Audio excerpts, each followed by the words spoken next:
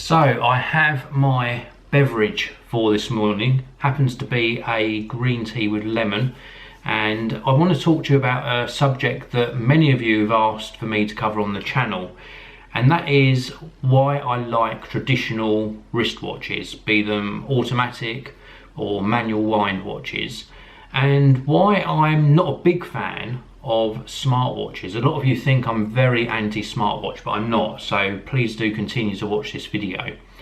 Now today I am wearing a traditional wristwatch on my left wrist, and I'll talk to you a little bit more about why I love mechanical watches in a short while. On my other wrist I am wearing my Fitbit Charge HR, my fitness or activity tracker, and down on my desk here I'm currently charging the Asus ZenWatch 2.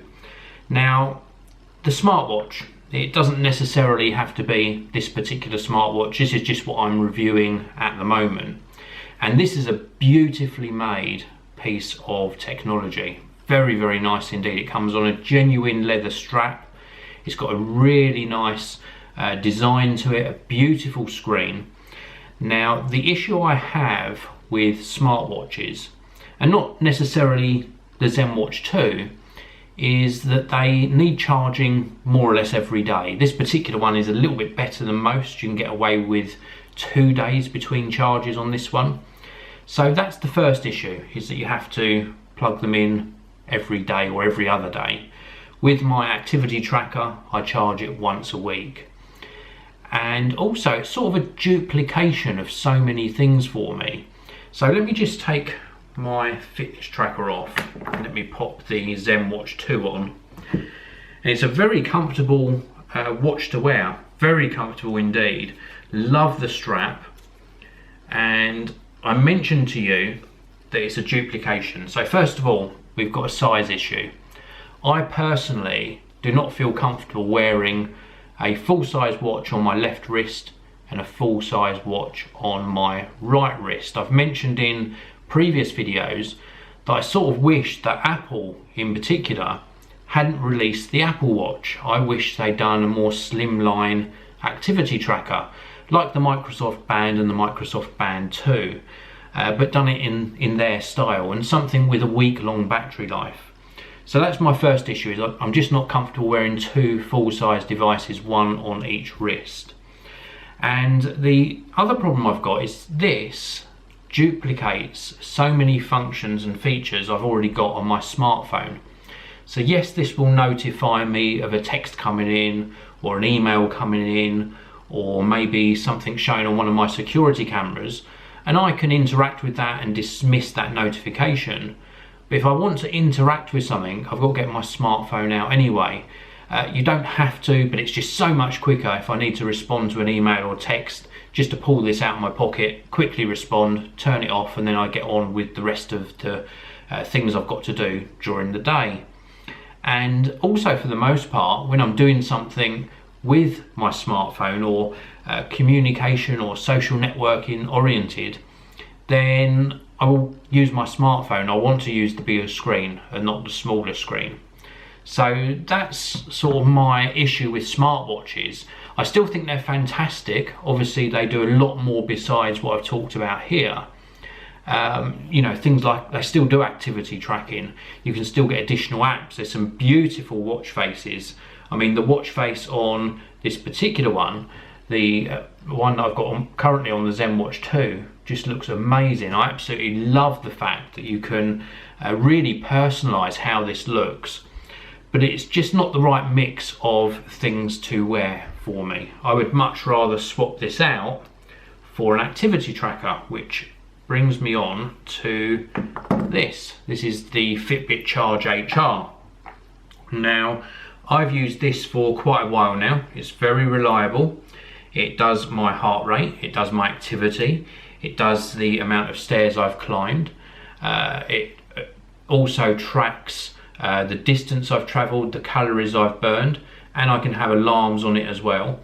It displays the current time, so if I don't want to look at my traditional wristwatch, I can quickly raise my wrist, the screen comes on automatically, and I can see the time and the date. So that's really good. And as I mentioned earlier, you charge it once a week.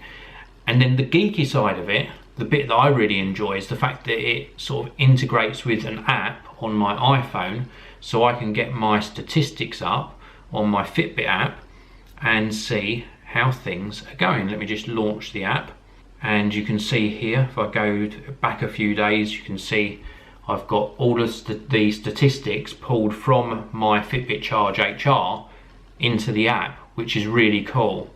Now, admittedly, I am currently looking at changing my Fitbit Charge HR for a Garmin activity tracker. Not sure which model yet, and the only reason that I'm switching across to a different activity tracker is not because I'm unhappy with this. I'm very happy with it. I've just recently acquired a Garmin Index Smart Scale, which does your weight, BMI, etc, etc, and that goes across to a Garmin application, and I want all of my statistics in one application, in one place. So although I'll probably miss this, I'm going to give a Garmin activity tracker a try next. I'm just waiting for a couple of new devices to actually become available to order, and then I'll make my choice. So now let's talk about traditional wristwatches. Normally I cover most of my high-end luxury wristwatch talk over on my other channel, Luxury Lifestyle. I'll leave a link to that in the video description. But today I just want to talk to you in general what draws me to a traditional wristwatch. Well, first of all, it's the amount of detail and workmanship that goes into these wristwatches that really captivates me. And it's very strange actually. Once you get into wristwatches, once you appreciate their design and the workmanship, you find yourself checking the time throughout the day when you don't necessarily even need to know the time, and you find yourself just gazing at the watch and appreciating what's gone into this watch. With some watches you get an exhibition case back, so you can actually see the internal automatic movement, and that captivates me as well. Some of them are so beautifully designed and really nicely decorated movements that it adds yet another element to it. Now this particular one, this is a Rolex, and this has got an automatic movement in, and the automatic movement in here will keep this running a couple of days between winding it up. That's if you're not wearing it. If you're wearing it, the actual movement that you're making, so when it's on your wrist and you're doing your daily chores, will actually keep this going. So it's an automatic movement. You can manually wind it as well to give it some extra sort of power. The movement inside though will sort of generate its own wind with the movement of your wrist. And I love the design of this. It's just beautiful to look at. The craftsmanship is absolutely fantastic. Now there is another sort of watch that I like as well, and I'll just show you this one. This is an Omega Speedmaster Moon watch. This is actually a 39.7mm numbered edition, and the actual movement in here is a manual wind movement. It's got roughly about 42 hours of power reserve, so every day or every couple of days you have to manually wind it with the crown to keep it going. It's very accurate, as is the Rolex, and I've dressed this up with, or dressed it down to make it look a little bit more sporty with this vintage Bond NATO watch strap. Originally this came on a leather strap, so it's a little bit more dressy. This particular strap makes it look a little bit more sporty. Let me just put this on. Now the reason I like a manual wind watch as well is not only have you got the beautiful design, but you've also got the actual connection with the watch. Let me just show you a wrist shot on that. So this is what this currently looks like on my wrist. Very, very cool indeed. Very, very comfortable. It's got a tachymeter scale around the outside. It's got a chronograph function, so I can time things on it as well. And it just is so nice. Very, very light as well. And just the bevels and the casing edges, and we've got some sort of brushed elements to the side, just makes it very, very special. Now, I mentioned before I digressed about the connection you can have with a watch.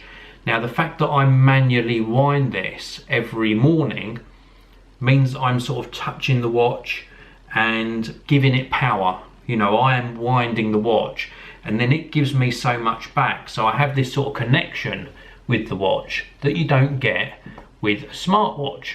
So I want to give you a little bit more of a close-up of this, just so you can see the beautiful design. It really is very, very nice indeed.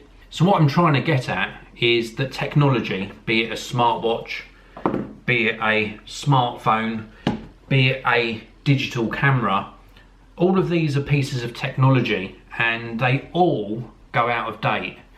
Each and every one of these items to me is a tool that I really appreciate. I appreciate what it does, but when a new version comes out, I will always find myself drawn to that new version.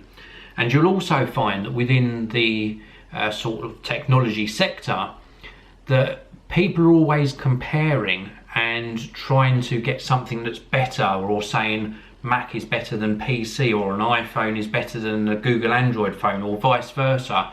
Whatever their opinion is, they're always trying to look at what's better. Well, with wristwatches, this isn't necessarily better than this. And a vintage timepiece that might be 50, 60, 70 years old or even older isn't worse than something that's modern with a more modern movement. Everyone seems to appreciate the design aesthetics, the craftsmanship, and what goes into a timepiece to make it what it is.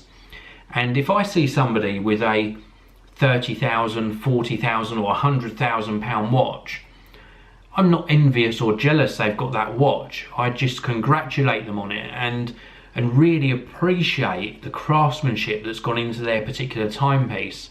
And I feel proud to know that person and have that interaction with them. And I get so many nice comments on my taste in watches compared to my taste in smartphone. There's a stark contrast between the two worlds, the technology world and the watch world. I hope that makes sense. So anyway, I think I've rambled on enough. I'm going to just leave you with this thought. If you're looking for maybe a gift for somebody, or maybe a gift for yourself, something to mark a certain achievement in your life, would you really buy a piece of technology that will be out of date within a couple of years' time?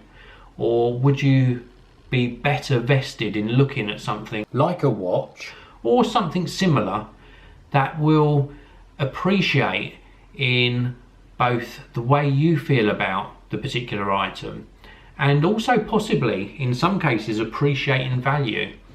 I value some of my older timepieces so much. It really is a very nice and very comforting connection that I have with traditional wristwatches, and I'm glad that so many of you asked for me to share my opinion about them.